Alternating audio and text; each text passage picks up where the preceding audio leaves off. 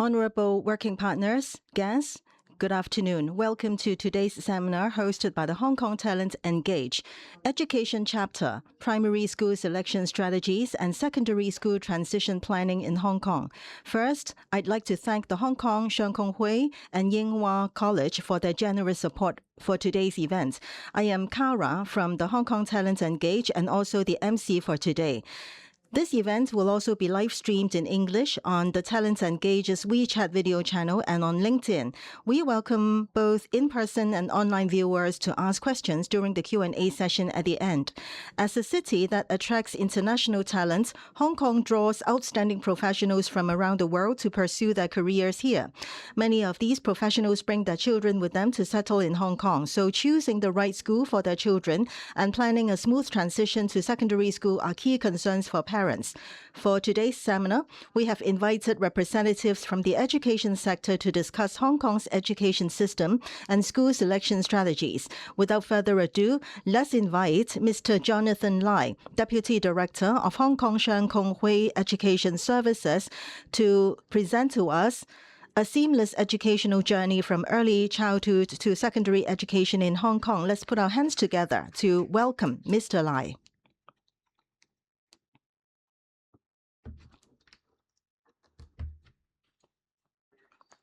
Felix, Mr. Chen, good afternoon. Good afternoon, everyone. Good afternoon, everyone. So you are not used to this, right? In Hong Kong, I think people are more casual.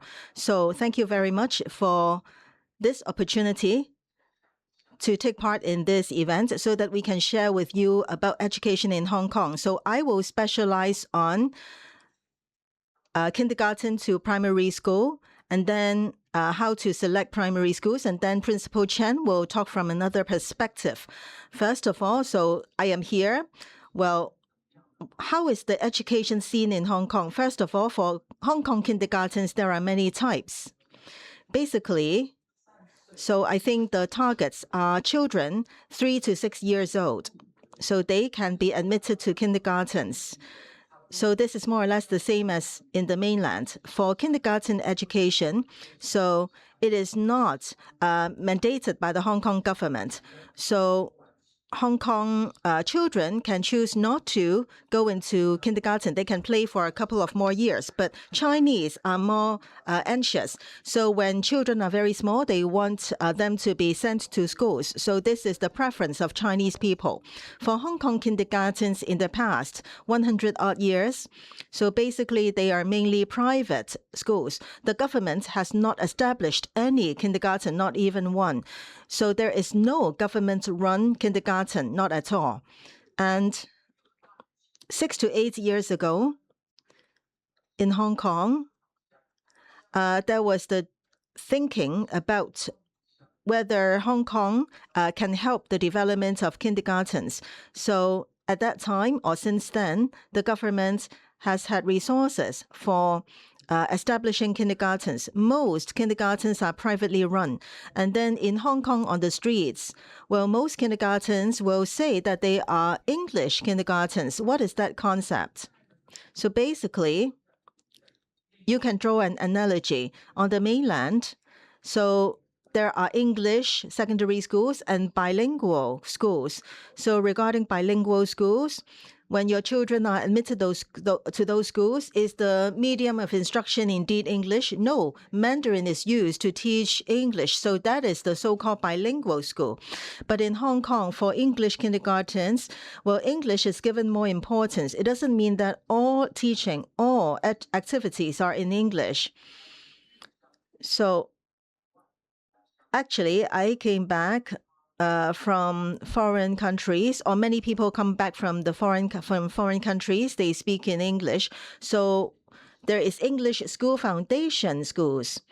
So in the past, there was this foundation. In the past, Hong Kong was governed by Britain. And then when the British came over to Hong Kong for work, they also had to take care of their children's education. So ESF schools were established. This foundation established kindergartens. For example, in Kowloon, there is Kowloon Junior School. So that is ESF school or kindergarten. In the past, there were also international kindergartens. This type of kindergartens purely use English. For the other kindergartens, they do not use purely English. And then there are also non-profit making kindergartens. In 2018, during that time, the Hong Kong government introduced different ways to help charity organizations in Hong Kong to run kindergartens. So a sum of money was given to those organizations to employ better teachers and procure better equipment to develop the schools. Okay. Now in Hong Kong, there is a phenomenon which is rather interesting.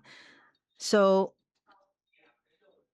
sometimes children go to 2 kindergartens every day. So one in the morning session and the other in the afternoon session. So do you know why? So children go to kindergarten A in the morning and B in the afternoon.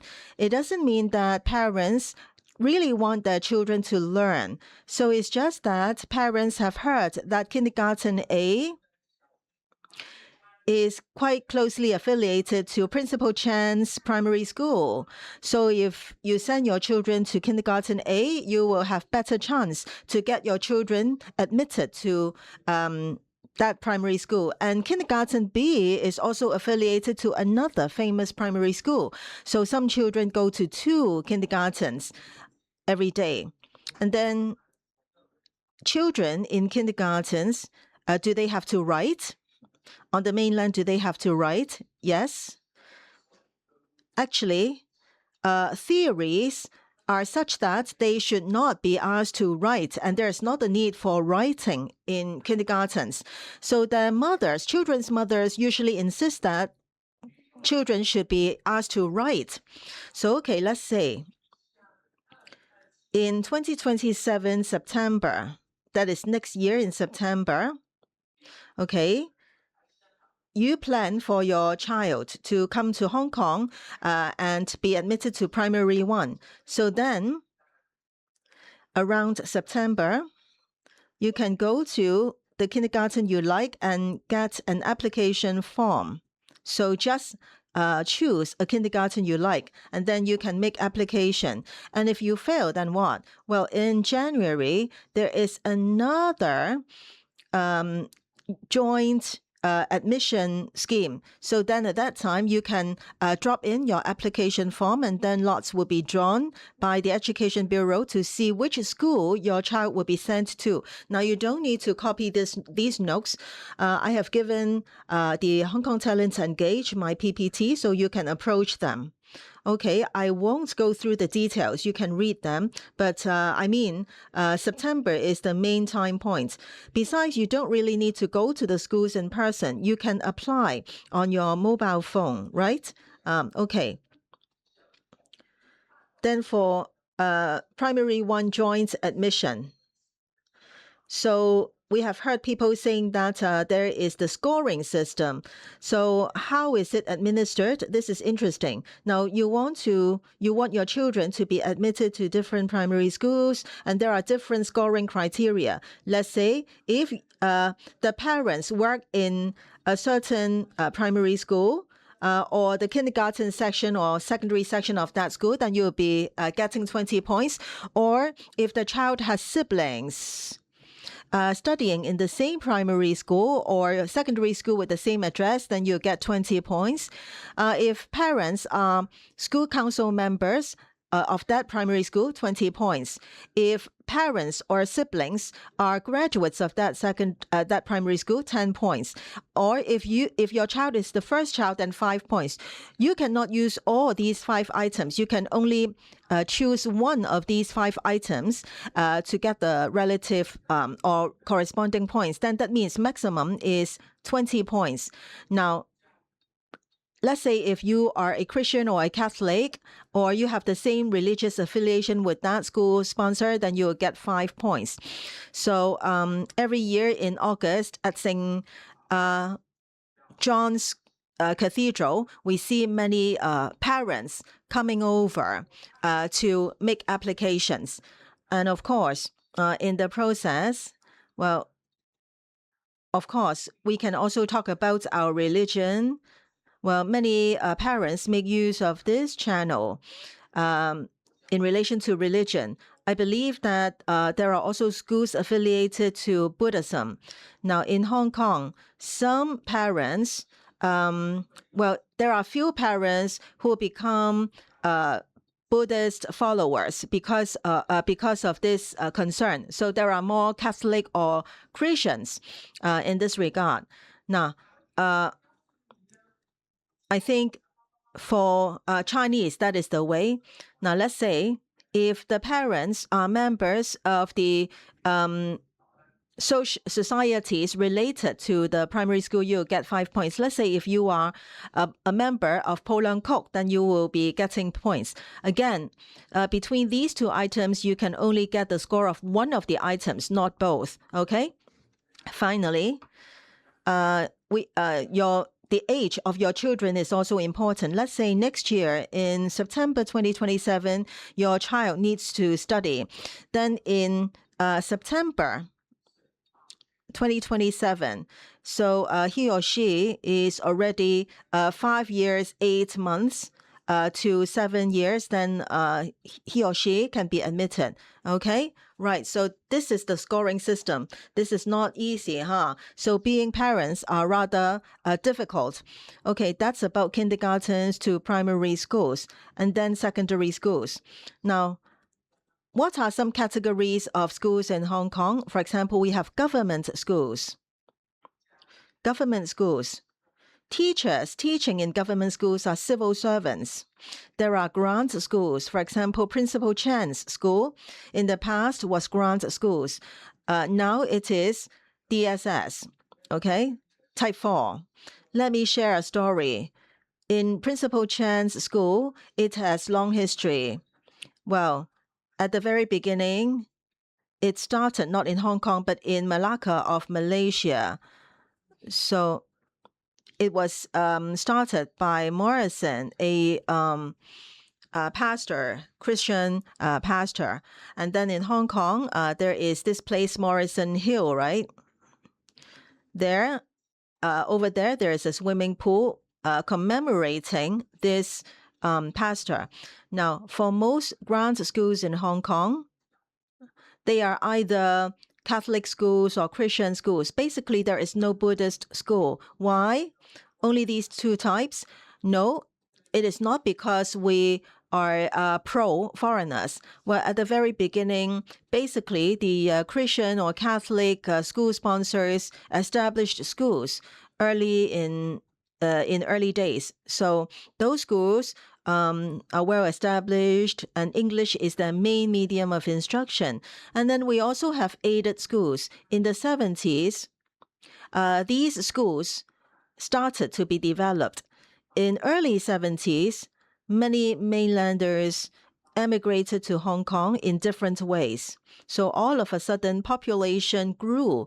So that's why at that time, the Hong Kong government started to develop education. Many aided schools emerged at that time. DSS schools.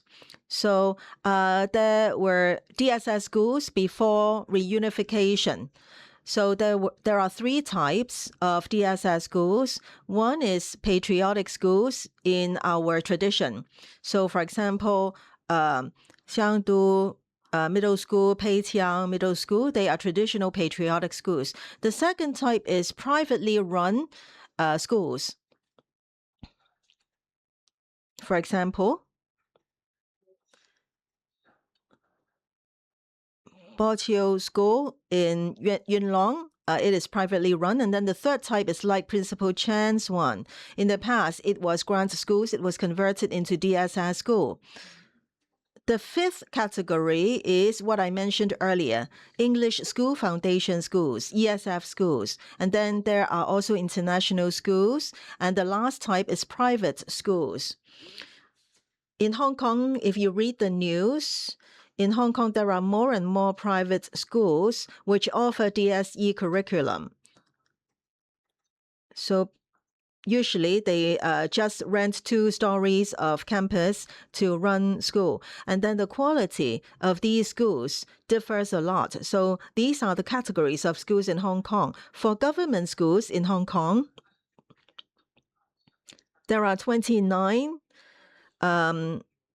secondary government schools and 34 primary. So we have like King's College, Queen's College, Hennessy Road Government Primary School. These are very famous primary schools, which are good. There are many grant schools. Most of them are Catholic and Christian schools.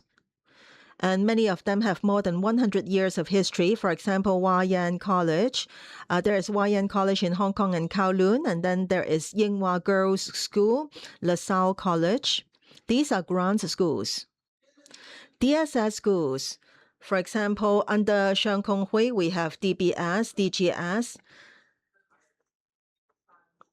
And then there's also St. Paul's Co-ed. These are under Hong Kong Sheung Hui.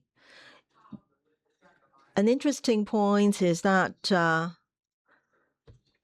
parents send their children to DBS, but they don't know that it is a school under Sheung Hui. So in Hong Kong, there are 57 DSS secondary schools and 21 DSS primary schools.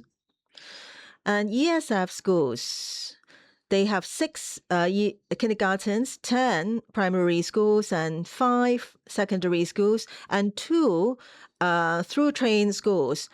Their schools are quite good. In the past, students studying in ESF schools were Caucasians, Anglo-Saxons. But now, if you go there, you will see students who are Chinese, but they can speak fluent English. Their facial appearance resembles ours.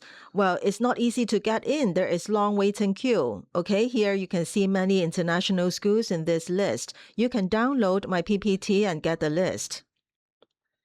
School sponsoring bodies. Now, many parents who just arrived in Hong Kong would feel curious.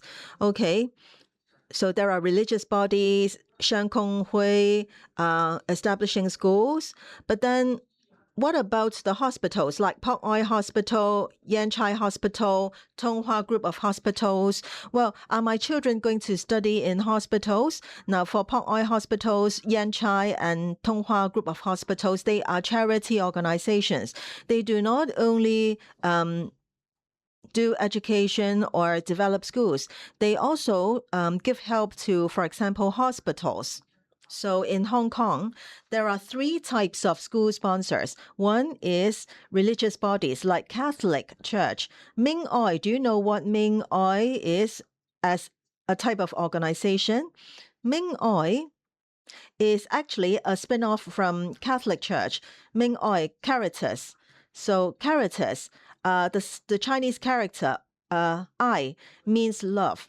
Sheung Hui, Chinese Christian Church, Baptist group, and also the Buddhism Alliance, Taoism Alliance, and so on. And then for charity organizations, I think you have heard of Lok Sin Tong, Po Leung Kok, Tung Hua Group of Hospitals, and then there are other school sponsors like the Chinese University of Hong Kong. Principal Chen, are you a graduate of CU? Okay, Chinese University Alumni Association, and so on. Okay, and then in Hong Kong, there are 18 school districts. Many parents said, oh, I'm going to Hong Kong.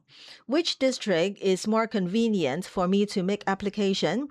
Now, I come across this question a lot. So we will say, okay, where do you live? You just go to the district that you live in. But usually people will say, oh, I will first choose a school and then I will then buy a property in that district. Oh, people are that rich. So people just turn over the rules of the game, reverse the work backward in relation to the rules of the game. In Hong Kong, different districts have different special characteristics. For example, Kowloon City. Kowloon City is a district with many wealthy people. And there are also many famous schools. In central and western districts of the Hong Kong island, there are also more famous schools. It doesn't mean that in other schools there are not there is no famous school, but the degree of concentration is different. I'm not saying that in the new territories there is no good school. No. For example, in Shatin, have you been to Shatin? Now, if my memory serves me right, in Shatin, there are most English-aided schools there. So it all depends on what school you like. Okay. Should my children go to Chinese secondary schools or English secondary schools? What do we mean by EMI schools? EMI schools. So some people will say, oh, my children study in EMI schools, and some say my children go to CMI schools. What is EMI? MI refers to MOI, or medium of instruction. Okay, medium of instruction or teaching language. That's what it means. So parents, please listen carefully. If you want to apply school, let's say English school for your children, now all subjects are taught purely in English in class. So my Mandarin is very bad, but I'm still speaking in Mandarin now. So if your children study in English schools, it doesn't, well, it doesn't matter whether your children's English is good or not. Well, chemistry, mathematics are all taught in English. Only Chinese language and Chinese history are taught in Chinese. All the other subjects are taught in English. So please do not only think of saving face. Please do not think that, oh, sending your children to EMI will give you face. When your children are studying or learning in class, they will have hard times. Children's growth and development has its own timetable. It doesn't mean that your children are not smart. It's just that perhaps their starting point is not the same. So perhaps if they study in good quality CMI, well, their English can also improve. So I think that is a more down to earth concept. Okay, number of schools in Hong Kong. So we have standard class size. Well, of course, there are classes with many students, or there are schools with many classes, like 18 classes, 30 classes. Well, on the mainland, let's say there are 18, 24 classes. Children there are of the same age, right? Well, those are mega schools in our concept. Our schools are more or less the same as the schools in the UK. So the schools are usually smaller. There is no mega class. The same goes with Australia. What is the good point? So if there are fewer students, then there can be better interaction. There are usually only 20 or to 30 students in a class. Teacher can remember each student's name. And at the same time, students can also tell the teacher's name. There will be more frequent interaction. Now, you don't need to capture this slide. You can download it from the Education Bureau's website.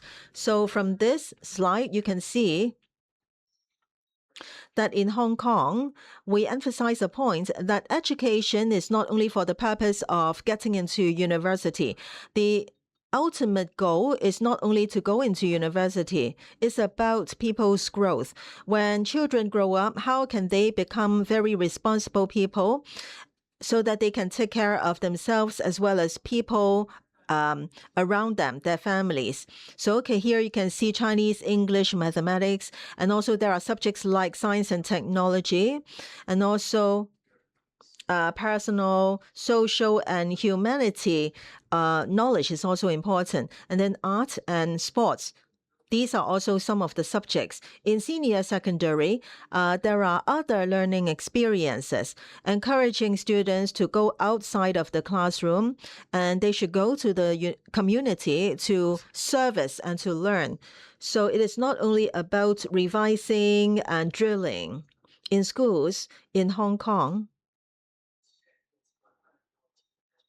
So, for example, after there is no night study. After dinner at 7 to 9, there is no such concept here in Hong Kong about night study or night class. In Hong Kong, there are 8 different learning goals or objectives. I won't go into the details. Here you can see primary school subjects. We have also Mandarin.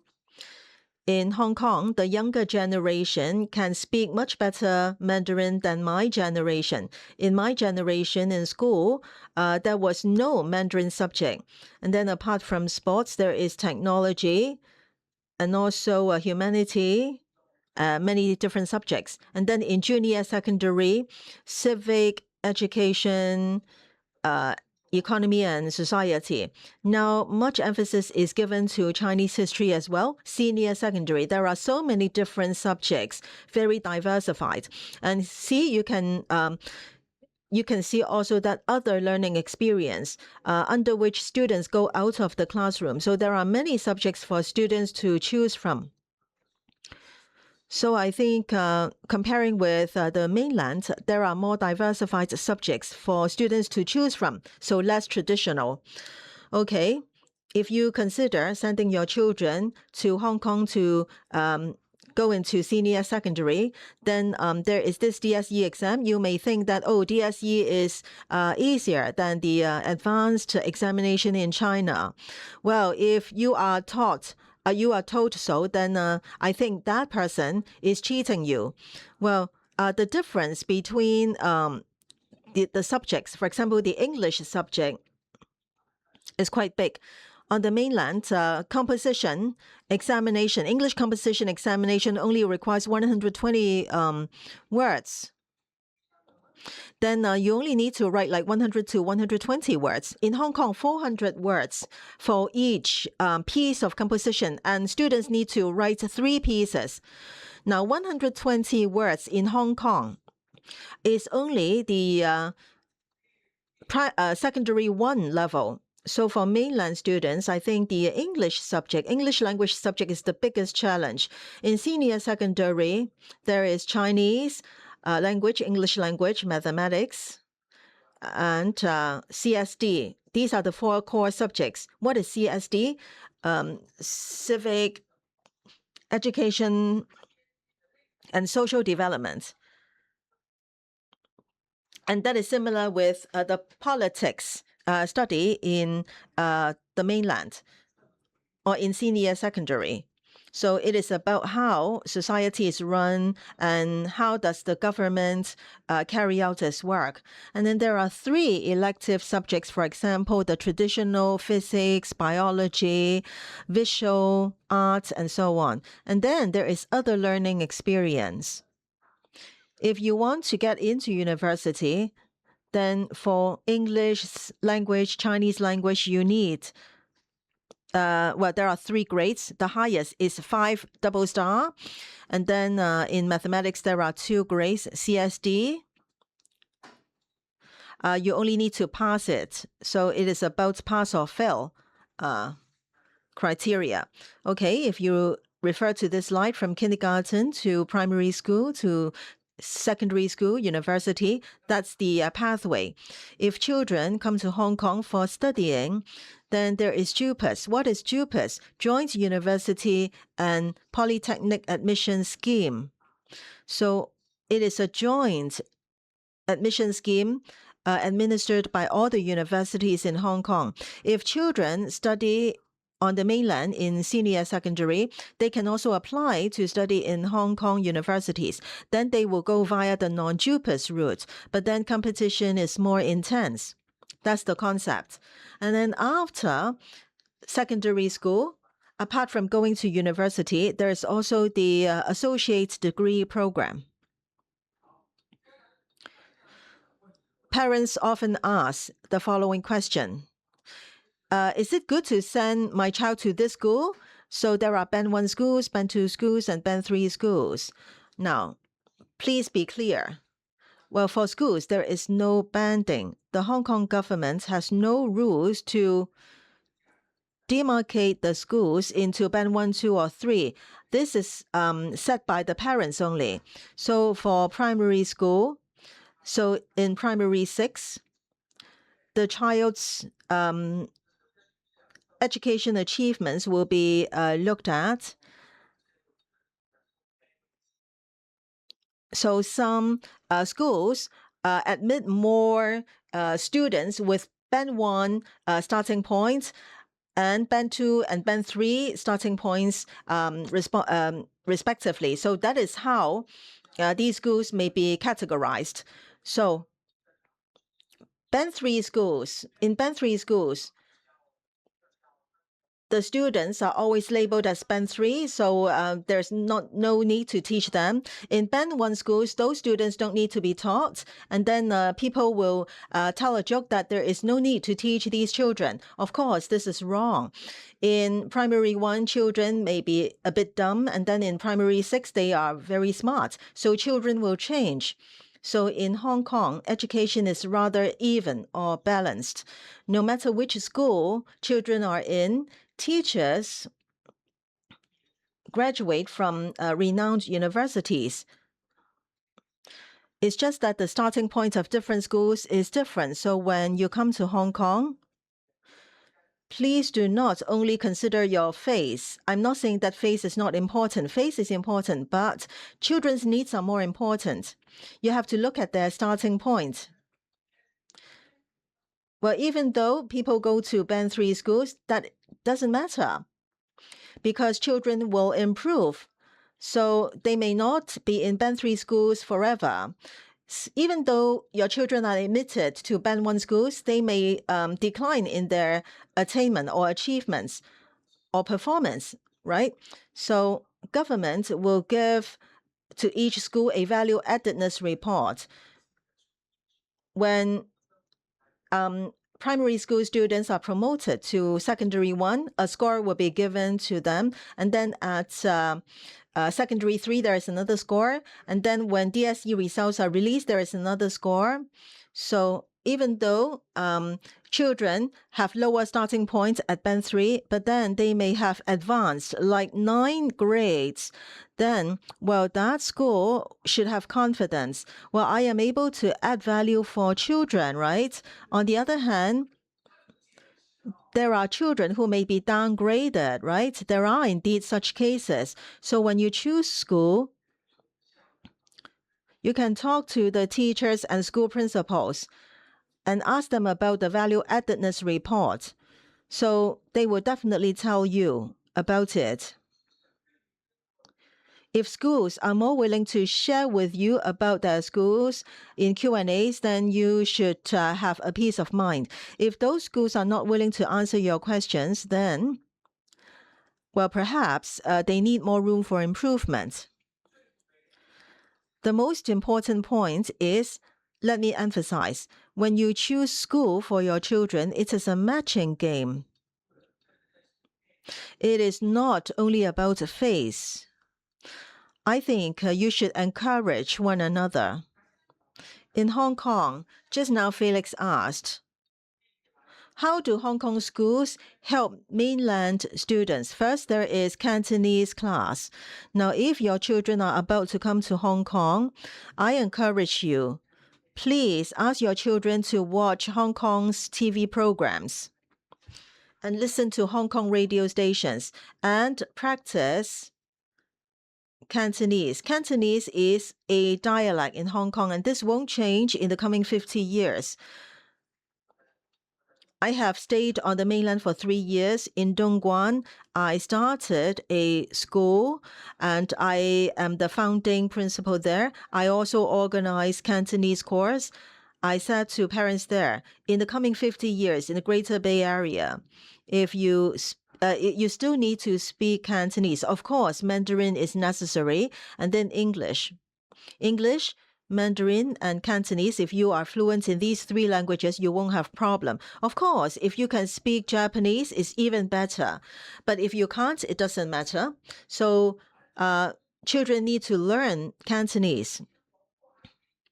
Please do not complain saying that, oh, the teacher speaks in Cantonese, my children can't understand.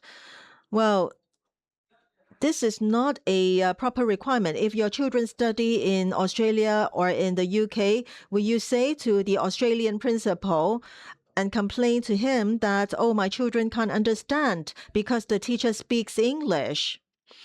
Please switch to Cantonese. Is that possible? No. Then how come you think that this is possible in Hong Kong, right? This is very odd. You have come here already, so just learn some Cantonese. Don't worry. In all schools, they will well treat students. There are very good student resources. In Hong Kong, I was asked a question. So you are organizing school in Dongguan. What is the biggest difference between schools in Dongguan and schools in Hong Kong? Just state one difference. Okay. So if you take a look at this slide, student resources in Hong Kong are very pluralistic. I have school counselor, at least 2 professional counselors. They have professional certificates. They have gone through professional training. So it is actually a counseling team, not only one counselor. In each school, there is at least an education psychologist. And then regarding language development, there is language therapist as well. Now, on the mainland, there won't be such all-round student resources. Okay, going to universities. If students come to Hong Kong for university education, there is JUPAS, non-JUPAS, and then there are also private university. For example, the Donghua College, well, they run very good medicine course and then physics as well. And then in Hong Kong, after taking DSE, after getting the results, you can also study in Taiwan universities and Macau universities. It's quite convenient. With the Hong Kong identity, you can also apply under the joint admission of Hong Kong, Taiwan, and Macau. And then you can also go to Wuhan University, Jinan University, Huaqiao University. They also recognize DSE results. And then if you want to go to overseas universities, they will also consider your DSE results. This is quite good. 3 years ago, I helped the school in Dongguan to do some work.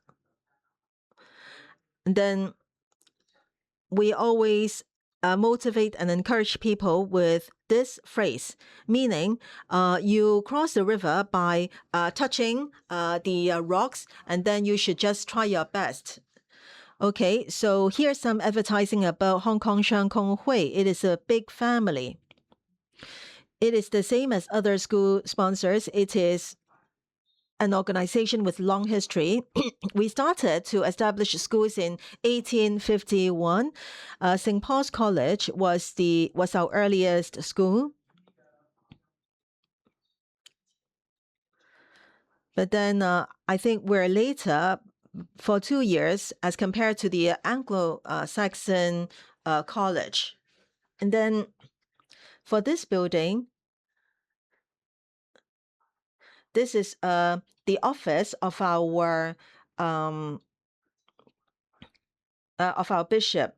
So we have 170 odd schools under our administration. And then there is also one school in Kowloon Tong. So our mission is very simple. We want to teach children so that they will step onto the righteous way. And even when they get old, they will not depart from the right way. Okay, so there are many students who are not Christians. Even the teachers, some teachers and the school principals are not Christians. We believe that God's love will not be differentiated based on people's religious affiliation. And then if children come over to Hong Kong for studying, no matter whether they will stay in Hong Kong or go back to the mainland for university, this is a very good choice because of cultural exchange.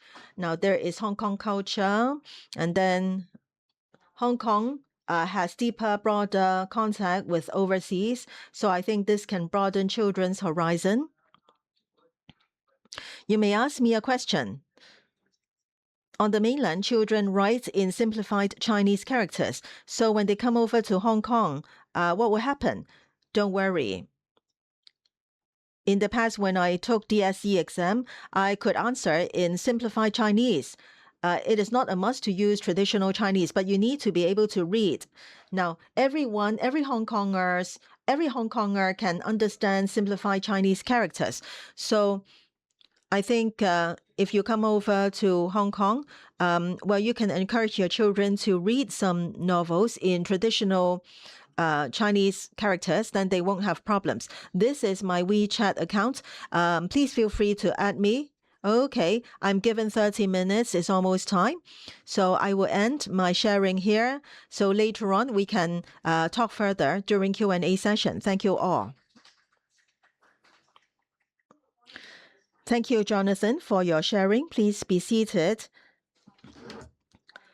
Hong Kong offers a diverse range of school curricula. Our next guest speaker will introduce various educational programs and focus on the direct subsidy scheme to help parents plan the right educational path for their children. Let's put our hands together to welcome Mr. Dion Chen, Principal of Ying College and Vice Chairman of the Hong Kong Direct Subsidy Scheme Schools Council.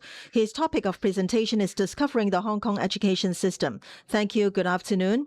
Just now, Jonathan had shared with us a lot about Hong Kong education and also information about the education system. So I don't need to go through some of my slides. Today, I want to talk about a few points. First, Hong Kong education system. I want to stress that our Hong Kong education system is special because of our historical reason. So in Hong Kong, education system incorporates both Chinese and Western culture. So in Hong Kong, students are better in English. Just now, Mr. Lai talked about the number of words needed for composition. Now, when do we start to learn English in Hong Kong? On the mainland, well, in P3, right? In Hong Kong, when do we start to learn English? You may think that we started in kindergarten. Well, in fact, before we were born, we started because our mothers always listened to English songs, English cartoons, and so on. So in Hong Kong, we give equal importance to both Chinese and English. So in Hong Kong, most students, if you speak English with them, there won't be any problem. They can share with you fluently. And the degree of international recognition in Hong Kong is high. Let me share some data.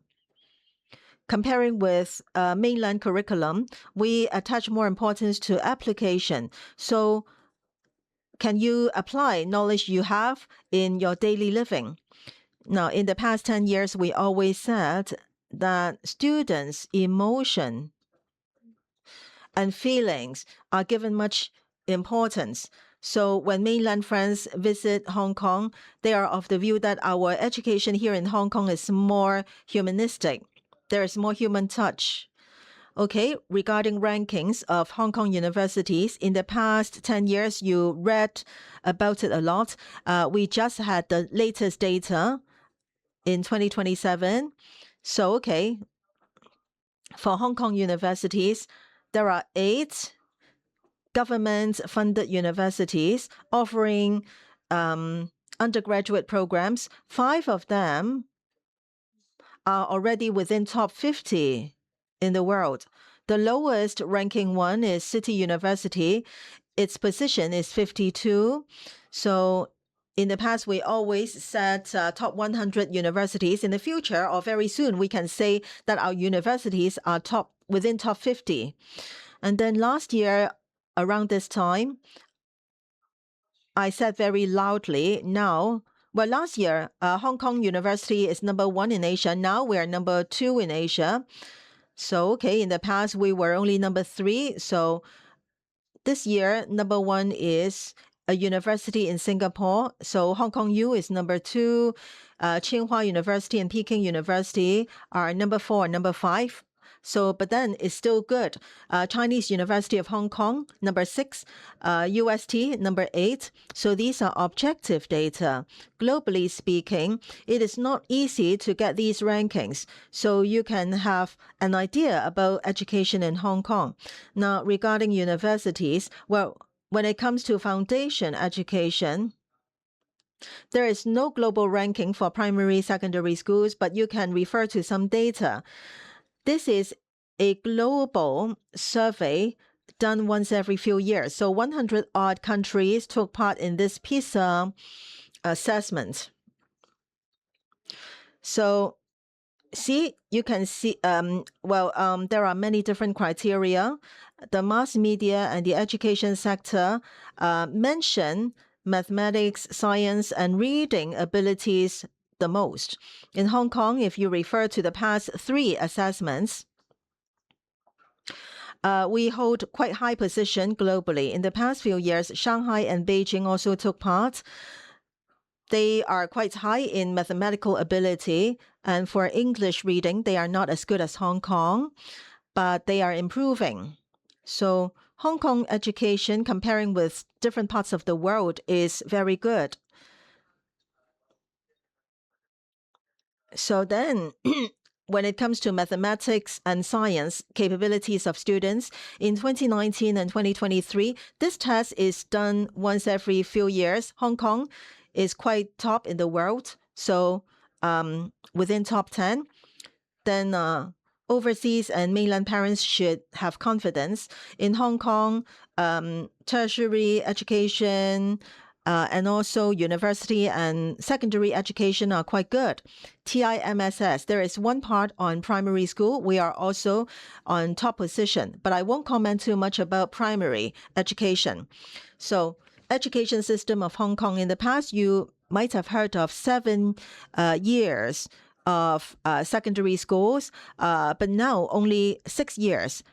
So more or less the same as on the mainland. So 6 years of secondary, 4 years university.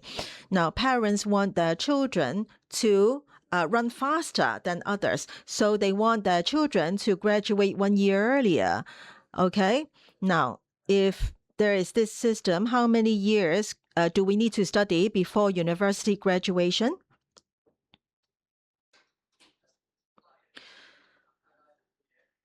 19 years. 19 years. If you want to graduate after 18 years, then you should not study in Hong Kong. You can go to the UK. Then you only need 3 years for university. Then you can graduate 1 year earlier. Okay. Well, just now, Mr. Lai referred to international schools in Hong Kong, international kindergartens.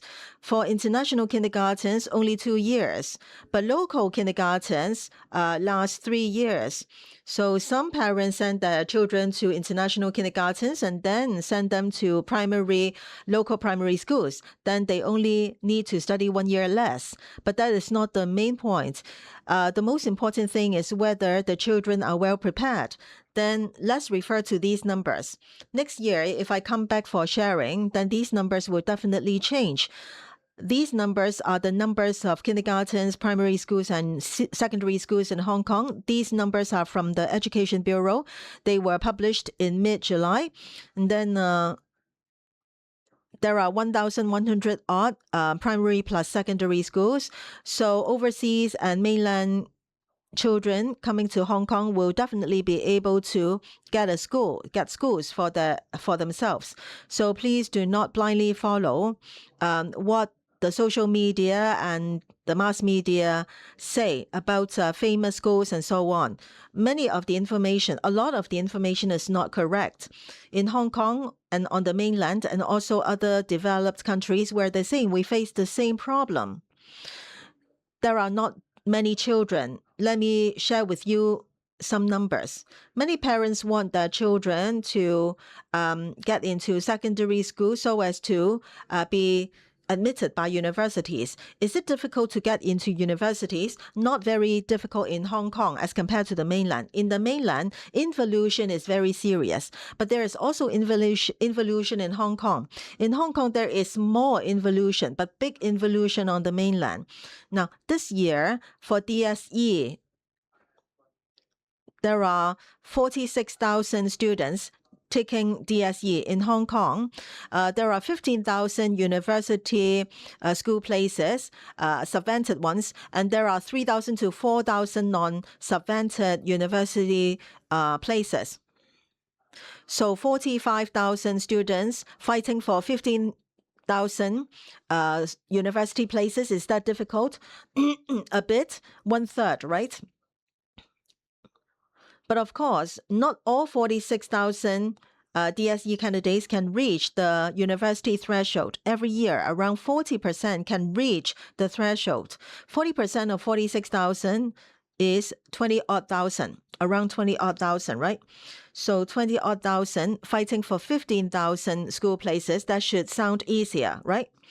But if your child is only born last year, then congratulations to you. 18, 19 years later, perhaps you don't need to fight to get into university. Last year, there were only 31,000 children born in Hong Kong. If all of them take DSE, then 40% means 12,000 only. There are 15,000 university places.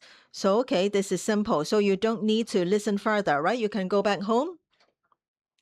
But, well, the situation is more or less the same on the mainland. If my memory serves me right, at maximum, that would be 16,000 candidates for advanced examination a few years later. And there were only 7 million childbirths this year on the mainland, but not all will take that examination. Half of them or some of them would take vocational education. Some will start to work. So if there are 5 million taking the exam, that would be already a good number. So in the past, there was serious involution for mainland universities. Later on, there won't be that involution.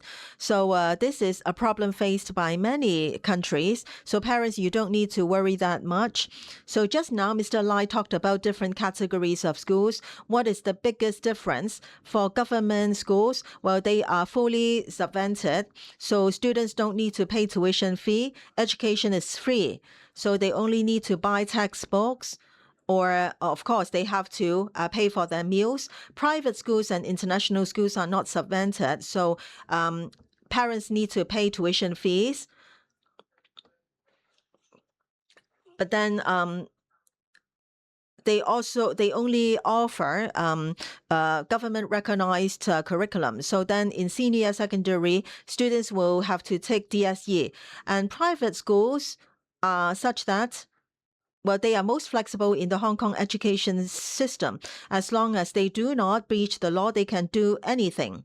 In the curriculum, they can offer local curriculum. They can also offer international curriculum. In Hong Kong, I think you have heard of IB and the A-level curriculum of the UK. Some private schools in Hong Kong offer DSE and international curriculum. And so, in some cases, international curriculum purely. So, okay, for international schools, it all depends on when they were established. International schools established in different times had signed different contracts with the Educational Bureau.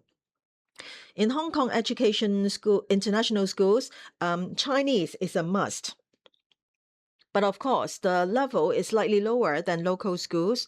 For international schools, when they were established, they refer to their own country's curriculum. So there are international schools from Canada, UK, US, Sweden, Germany, Japan, Korea, and Australia.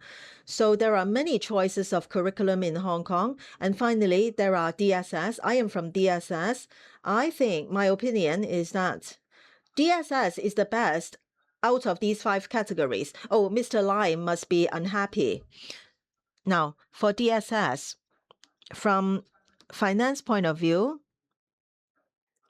now for government schools and aided schools, there is not the need to pay tuition.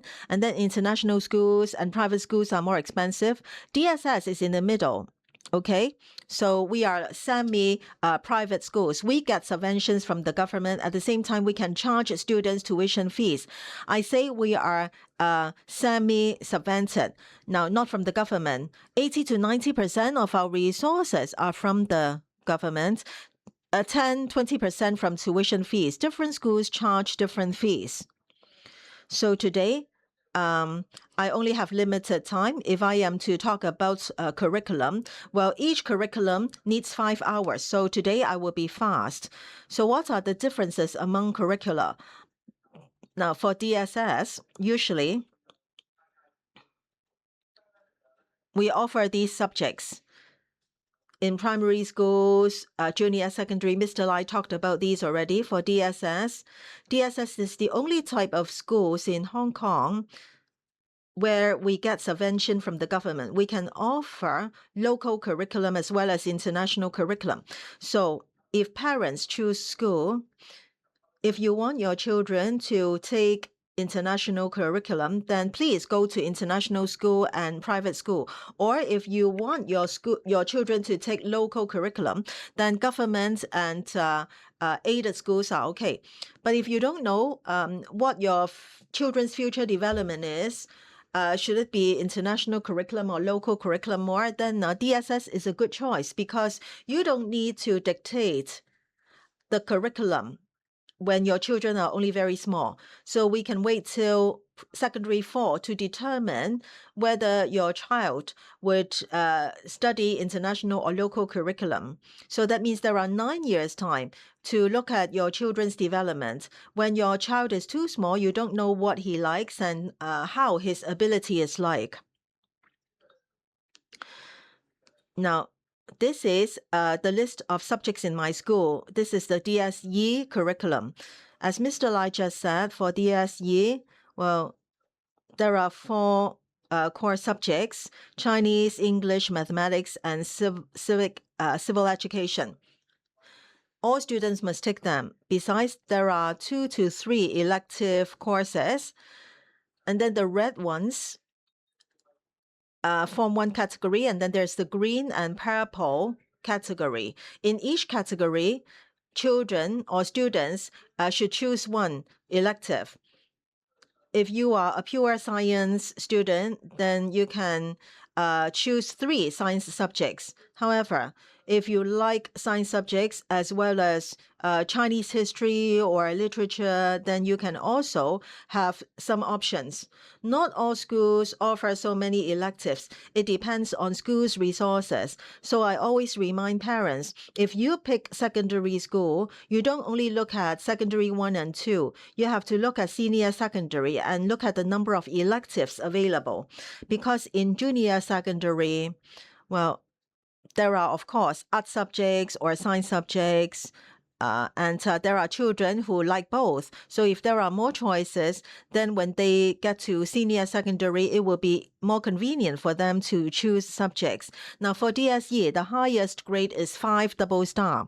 In Hong Kong, many parents are worried about DSE. So are DSE results only recognized in Hong Kong? No.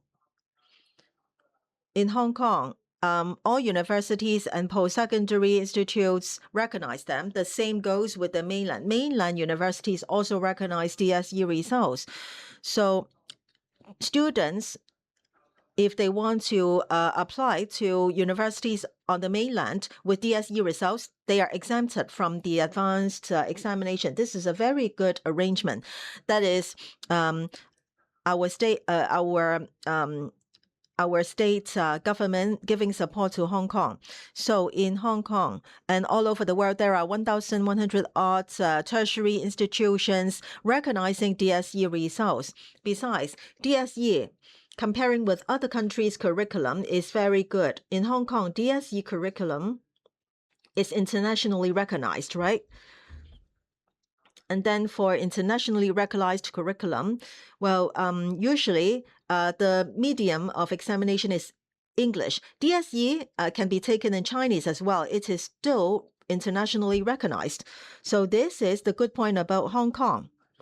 And this is the good point about DSE. So when parents come over to Hong Kong, in secondary school, you can look at your children's capabilities. If your children are capable of studying in English, then of course it is easy for them in university. Otherwise, you can also choose Chinese. Let me give an example. 2 years ago, there was a student who took senior secondary two, that is S4 on the mainland. And then in Hong Kong, she is admitted to P6 or S6. And then after half a year of study in Hong Kong, what is her result? Apart from English, getting level 3 for all other subjects, she got 5 or above. And finally, she was admitted to Hong Kong UST, right? That is very good. But she has studied in Hong Kong for only half a year. Why? Because she knew her own abilities. In science subjects, Chinese, mathematics, she did not have problem. Her only problem was with English. So she took all examinations of other subjects in Chinese. She only took the English examination in English. So she then focused on only her English language subject for English. So this is worth encouraging. So, of course, if your children can learn in English, that's fine. Otherwise, they can only choose to learn in Chinese. IB. Now, for IB course is also being revised. In 2027, IB course will be reformed. Now, today, for IB, what kind of curriculum is it? The same as DSE, there are some core subjects and some electives. Altogether, 9 subjects have to be taken. 3 core subjects added together. Well, if you pass 1, then you get 1 point. For the other 6 electives, for each subject, the highest level is 7 points. Altogether, 42 points plus 3 points. So top scorer will get 45 points. That is the situation. So what kind of students will take IB curriculum? It is more suitable for those who are self-motivated and more disciplined. Many students need their teachers to teach them. That is the situation for DSE. For DSE curriculum, so teachers hold students' hands and help them. For IB curriculum, students will have to do their own studies and projects. So this is very different. So some parents ask, what curriculum should their children take? It all depends on the children themselves. Okay, so 3 core subjects, 6 electives. That's the situation. Then A-level. So it is very different from IB. IB and A-level are internationally recognized curricula. A-level has the longest history. So this is also globally recognized. For A-level, there is no core subject. So you can choose whatever you want to study. If I'm a science student, so if I am better in science and mathematics, then I will take 4 subjects. So chemistry, physics, biology, and mathematics. And then if I get good results, then I can get to university. Now, the good point is that I don't need to take language course. Some students may be good at language, but they may not be good at mathematics and science subjects. Then they may want to take English and literature and history and geography. They can still be admitted to universities. So all these 3 curricula are different in their own sense. Then here's a comparison. For DSE, 6 to 8 subjects, GCE A-level, 3 to 4 subjects, IB, 9 subjects. And for 3 of the core subjects, there is no examination under IB. So students will have to write thesis or do some projects. For the other 6 subjects, there is examination. For DSE, there are 3 examination timing a year, and then IB twice per year. Both IB and DSE until 1 one-off examination. So your results are determined by one examination. Some students will say that they are not strong in taking examination. Then these two examinations represent hard times for them. For A-level, it is more spread out. Now, for tuition fee for local students, DSE is the cheapest. And then here you can see the grading. DSE 5 double star, A level, A star to E, IB. The highest mark is 7. To go into universities in Hong Kong, for local Hong Kong students, JUPAS is the route. But if you are non-local student, then you will take the non-JUPAS route. If you are local students, if you take international curriculum, then non-JUPAS. As said earlier, in Hong Kong, let's say there are 100 school places. Every year, there are 80 school places for DSE students, DSE local students. 20% of them are for local students taking international curriculum. There are some students who are not local students. They are from overseas. They may have completed secondary education on the mainland and they come over to Hong Kong with their advanced examination results. They are non-local students. They do not occupy these school places. 15,000 are only for local students. How many places are for non-local students starting September 2026? That is 2 years later, 2 weeks later. Around 50%. So that means 7,500 school places are for non-local students on top of the 15,000. So those from the mainland or from overseas, those who are not Hong Kong residents. Many overseas students come to Hong Kong. So in universities, you see different schemes. So from some researchers in the world, universities with the biggest percentage of non-local students is Hong Kong City University. They're number 1 in the world. So I was also surprised, but that's based on data. Well, when I go there, I have not seen many overseas or foreign students, really. Okay, DSS. So they are like semi-private schools. So just now, we have gone through some history, but please refer to one point. Why is there DSS schools? DSS schools started in 1993, only 35 years of history. So, in fact, our school had a history of 200 odd years. So we started off not as a DSS. Later on, we're converted into a DSS. Back then, the Legislative Council had a discussion on why to establish direct subsidy schools. What is the most important purpose? The idea is to encourage some private schools to build a very strong system so that Hong Kong parents would be given one more choice and more diversified choice. Some parents may not be happy with their children studying in standard schools. They want education services that are higher than standard. So they are willing to pay some tuition fee for their children to get higher than standard service. So that is the unique characteristic of DSS.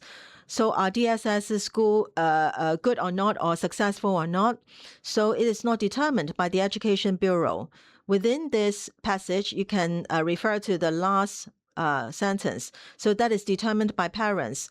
Most parents do not pay tuition fee, right?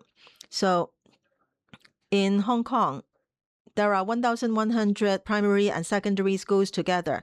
78 of them are DSS. If parents are not happy with DSS, well, DSS charge tuition fee. If they do not perform well, then very easily, parents will turn to other schools. So whether or not a DSS is successful is determined by parents. So DSS schools always bear children or students with good results. So just now, the passage was from 1988, and this is from 2006 from the Education Bureau about what DSS is. So DSS give parents more choice and they are more diversified. I won't go into the details here. These are features of DSS. in one line, well, we offer more flexibility. When we recruit teachers, we can look at our own needs to hire teachers. For secondary schools in Hong Kong, with 24 classes, they will have 60 teachers. For DSS, if we have 24 classes, then we may usually have 80 teachers. We have more resources. It doesn't mean that the more teachers, the better. But the merit is that there can be small class teaching. For my own secondary school, for secondary 1, there are 164 students. We allocate them into 6 classes. There are less than 30 students in each class. In Chinese, English, and mathematics subjects, 164 students are allocated into 9 classes. So in each class, there are only 20 students. That's the reason why we need more teachers. That is the reason why we charge tuition fee. And then in senior secondary, we have many electives, right? The more electives there are, the more teachers we need. So sometimes when parents choose schools, so you need to look at what those schools provide in making a choice. So just now we talked about curriculum, and then some DSSs do not offer international curriculum, but they have professional curriculum. In Sha Tin, there is a school, right? Lin Da Hui Middle School, perhaps you have heard it. So they are good at sports development. They have their own subjects and curriculum to help athletes in Hong Kong. In Wong Tai Sin, there is a Li Shaoji creative school. In that school, there is art curriculum recognized by Hong Kong government. There are students who don't like normal mainstream courses. They may prefer art development. So students do not need to wear school uniforms in that school, okay? And there are other schools as well. Now for DSS, these are DSS offering IB courses. In 50-odd secondary schools, there are 10 offering IB courses, and 20 of them offer A-level curriculum. 57 DSS, there are 3 with international curricula, and there are some waiting for Education Bureau's approval. So there are more choices and more diversified arrangements in Hong Kong. We offer different languages apart from Chinese and English. Now, many DSS offer different languages. When we studied in secondary school in the past, well, if we wanted to learn other languages, we could only do that after school. But now there is more flexibility. Within our timetable, we can also incorporate other languages.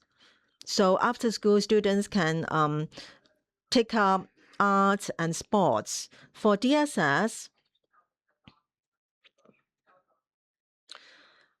well, there is this kind of unconditional offers from these universities based on school principals' recommendation. So there's not the need for examination. Those students can directly get into these universities with these unconditional offers. 3 of these universities are in Europe, 1 in the UK, and 1 in Macau.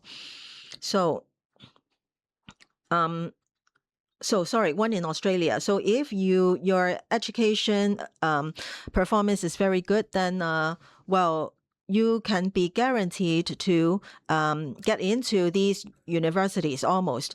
Facilities, mainland schools have very good facilities. When we visit the mainland, well, there is soccer pitch, tennis court, basketball court. In Hong Kong, we also have soccer pitch, basketball court, volleyball court, and so on. But then the same piece of land, only different lines are drawn. So when students are playing football, then there cannot be a basketball game. And then in many schools, there is swimming pool and also gym, and there is very modernized theater and auditorium on the left. This is not an AI photo. It is real. This is St. Stephen's College. So, in which school auditorium can you enjoy sea view? You can see this very nice view, right? And then, the curtain will be closed during assembly, of course, so students can't stare at the sea view. And then there is school hostel as well. Students are happy because they won't see their parents in school hostel. And then parents are also happy. They don't need to see their children. Hostel service is based on 5 days. That is, you still need to see your children on Saturdays and Sundays, so don't be too happy. They will still come back home on weekends, and then they will have to go back on Sunday. So that's the hostel. And then, of course, different schools have different developments. On the left, you can see this aircraft simulator. So this is in one DSS. So that school principal in the past used to be an air pilot. So he's of the view that flying class can help children learn a lot about science and technology and STEAM. So finally, fees. So tuition fees. Tuition fee is not expensive. Well, it cannot be regarded as cheap, but not expensive. From secondary 1 to 3, in some schools, no tuition fee. In some cases, $9,000 a month. On average, $2,768 a month. That is okay. Now, one point is about international curriculum. In Hong Kong, if there is no DSS, then you must go overseas. You must get into private and international schools. The least expensive charges $15,000 a month. But for us, the cheapest is $350 a month because we have government subvention. In some other cases, 15,000, but on average, 7,000 odd. In Hong Kong, we also have tuition fee remission. If parents have financial difficulties, they can apply for this remission. And then at maximum, that can be total fee waiver. And students can still take international curriculum. There is no such offer at all in any part of the world, only in Hong Kong. One final point. The Hong Kong government now works very hard to promote this studying in Hong Kong concept. In the past, only on the university level, starting 2026 September, for DSS, primary and secondary, we can take in overseas students so that they can study in Hong Kong. So we also do promotion overseas. But the requirement is that they must have a foreign passport. Some mainland parents may ask whether they can also come. Well, mainland parents and children can come, but they have to come under the Quality Migrant Scheme. So based on Hong Kong policy, student visa will not be issued to mainland students. This is because of policy reason. So you need to pay attention to this point. So that's all from me today. Thank you. Thank you, Principal Chen, for your sharing. Next up is our Q&A session. Please welcome Jonathan and Principal Chen back to the stage.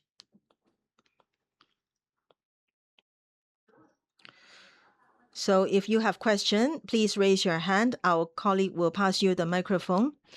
Now, let's invite our two speakers back to the stage again.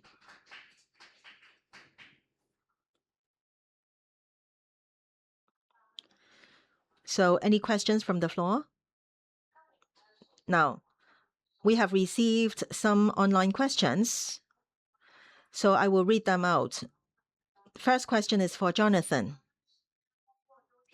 So this question is, I have just been approved under the Quality Migrant Admission Scheme. May I ask if my child as a dependent can only receive free or subsidized education in Hong Kong after I obtain permanent residency? Well, this question is simple. So the approval is obtained already, then he can come to Hong Kong. So in Hong Kong, he only needs to produce documents to make application. The school will refer to the documents. Well, of course, at that time, he has not satisfied the 7-year rule to get permanent residency, but he can reside here already, so he can apply to different schools. Upon application, apart from going through the Hong Kong Talent Engage, he can get information about Hong Kong schools, and then the Hong Kong Education Bureau has offices in different districts, so he can make inquiries in those offices about school places. So that's simple. Okay, thank you. This question is for Principal Chen.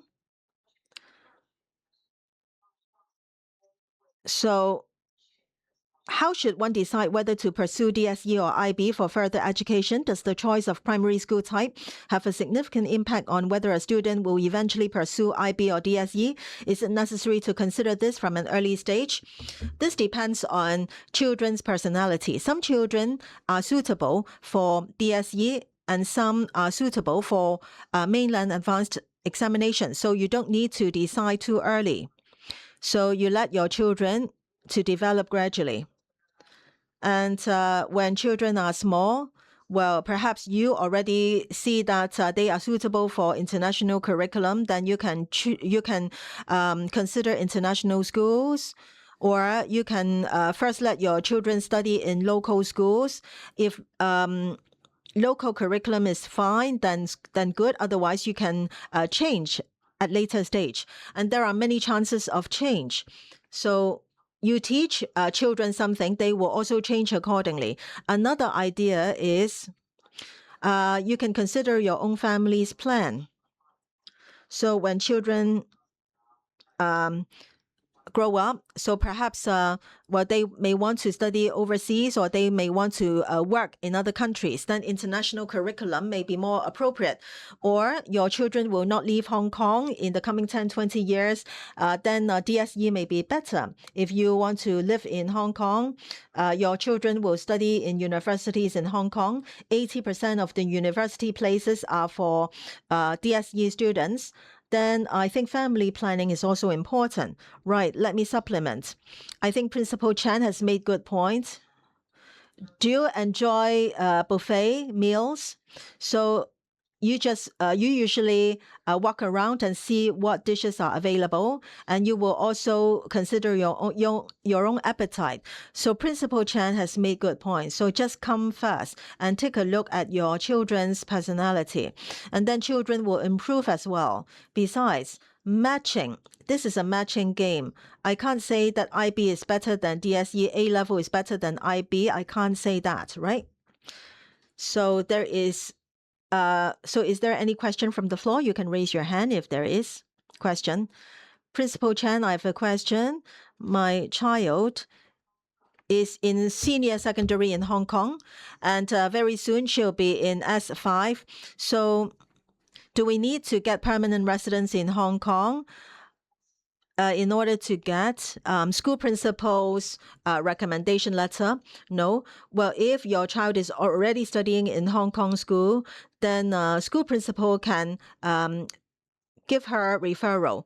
Permanent residence status is not relevant here. Okay, thank you. Thank you very much. Don't worry.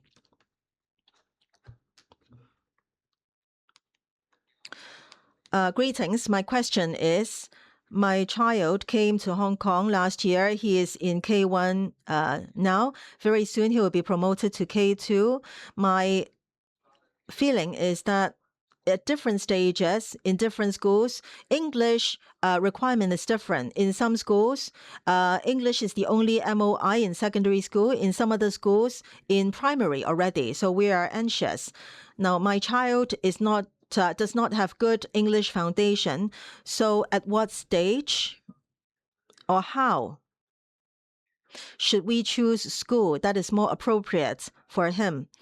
So do I need to give him more outside school counseling, or should I opt for standard curriculum? Let me first answer, and then Principal Chen can supplement. So the child is in K2. Does he need tutorial in English.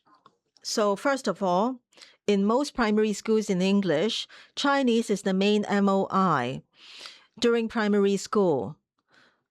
Unless if your child is studying in ESF school, then only English is used. But I don't think you are in that case. You speak Chinese mainly at home, right? So your question is rather broad. How should we nurture children's language development? The most important point is interest. So if children are interested in a certain subject, then they would learn automatically. Tutorial may not be able to give you the desired result. So on the mainland, for people to learn English, what is the most effective way? From tenses, right? Primary one to secondary level, only tenses. So I don't think tutorial is necessary. In Hong Kong, there are English TV channels. So you can ask your children to watch cartoons. They are purely in English. So if your children are interested in English cartoons and English songs, then they will feel happy. If they have interest in English, in most kindergartens, there are English native speakers as teachers. So you don't need to worry too much. You can let them just play around more. So where do you live? Causeway Bay? Okay, I can give you a suggestion. Come to my church, St. John's Cathedral. In the past, I taught Sunday school. Now, my students are already working. So I taught many foreign students in Sunday schools. So if your child can come, well, he can speak English with many other foreign students. Then your child will improve right away, and there is no fee required at all, right? Well, parents may get some understanding here for local schools and international schools. What is the difference in teaching English? Now, for local schools, that is, we learn English as a second language, right? So we would study tenses and structure more. But if you go to international schools or schools with English as the main language, they ask the students to use English. You need to be brave enough to use it. When children are 1, 2 years old, they may not be able to speak Chinese properly, but they will keep on speaking and then gradually they will correct themselves. So if you want your children to improve in English, then you need to give them more opportunities to use it. So yes, just go to Causeway Bay, to that place just mentioned. You also need to learn English. If you speak in Mandarin, you ask your child to speak English, then that's not okay, right? Yes, watch TV together, read books together. Okay. Thank you for your sharing. So I work on education. Just now, arising from that gentleman's question, I have two questions. First, my child is in K2 and we came last year. Actually, in Hong Kong, the cutoff date is September. On the mainland, 1st September, plus or minus 1 grade. So on the mainland, we did not take K1. We took K2. Well, I find it okay. He can still catch up. My child can still catch up. In this process, from last year till now, all along, I have been thinking about language learning. Online, I saw many families like ours with good English, but the children are not willing to learn Chinese. My son is very strong in Putonghua. When he was 2 years old, I asked him to learn English, but he doesn't want to speak Cantonese. He just wants to speak in English and also Mandarin. In social interactions, he has been strengthening his language. So the issue now is, when I came over to Hong Kong, I wanted him to be bilingual so he can think in Chinese as well as English. But now I realize many children can't do that. Some parents may be strong, but I am not able to do that. So this may be related to children. And their time exposure may also change. I would like to I would like to get some sharing from you. Perhaps you can share with me some cases. That's the first point. The second point, the second question is for Principal Chen for Ying College. So it is a boys' school. And then my boy is very energetic and naughty. So he is competent. He can speak English, Cantonese, and Putonghua is his daily language. In September next year, when he is like 5 years, 11 months. So I don't know whether he should be demoted. If yes, then he will be in different grade from his friends. And that may affect his self-confidence. So if he is to be, if he wants to apply to Yinghua, well, I am worried that he may not be able to be admitted. So can Principal Chen offer me some advice? Thank you. Thank you. Well, you have given yourself an answer.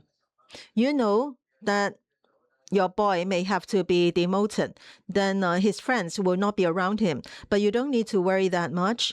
Well, when I look at it, can children study in primary school? So even if he is not demoted, his friends may be studying in other schools. You don't need to worry. It is a natural time of separation. So parents may be more worried than the child himself. This is only your worry. And then you talked about English. So you said he is good at English. He doesn't speak Chinese. So perhaps you can also interact with him. Oh, okay. Under Sheung Hui. Now, my advice is that you can put him in some activities where there are more Cantonese-speaking children. You just did some advertising. Let me also do some. In Hong Kong, there are many uniformed groups. I am from Boy Scouts. So just ask him to join Boy Scouts. Most children speak Cantonese. And even if you don't understand it, we still stick to Cantonese. Just listen more. If you are sent to the UK, even if you don't understand English, you will be able to understand it after 2 to 3 months. So you have to be a bit cruel. Just put your child in a certain place for a few weeks, then he can improve. Just give him that chance to learn. Everybody is the same. People will choose more comfortable ways, but you have to give him a chance. In primary school, we did not learn Mandarin, but now, well, you can understand my Mandarin, right? You are good. Yes, I just tried my best, so I think I can still make it. Well, is his Mandarin good? I find it very good. Now, about language. Now, I study language. Actually, you don't need to worry that much. Just now, as Principal Chen said, he made 2 points. So language has to be used. Mandarin, English, Cantonese. Now in Singapore, children, if you go to Singapore, Chinese people will speak Cantonese or Hokkien and English to you, and also the Chiu Chao dialect. There is no problem at all. Just now, Principal Chen offered an advice. Well, of course, you can bring your child to the church or Boy Scouts. Any activities are fine because in activities, language is used. My grandson is 3 to 4 years old now.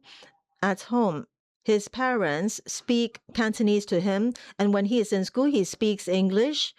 And then when he plays with his neighbors, he naturally speaks in English and he speaks Cantonese to me. He lives in Australia. So his parents want him to learn Chinese. Well, I think the same can happen to your child. When can he really think in English? Well, not as fast. It is not possible for that to happen so fast. So for my child, my son, and my grandson, when they quarrel, when they fight, they use English because they think in English. Understand? So you don't need to worry that much. Okay? It is the right choice to come to Hong Kong. One more point. I think Phyllis's team is very inclusive and very good. Just imagine if this is not Hong Kong Talent Engage. Let's say this is Oxy Talent Engage, then will the guest speaker speak in Mandarin? They will definitely speak English. And if you don't understand English, okay, they will ask, why are you here, right? So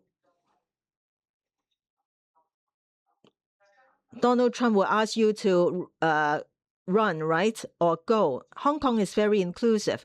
If you don't understand Cantonese, okay, that's fine. We can accommodate that.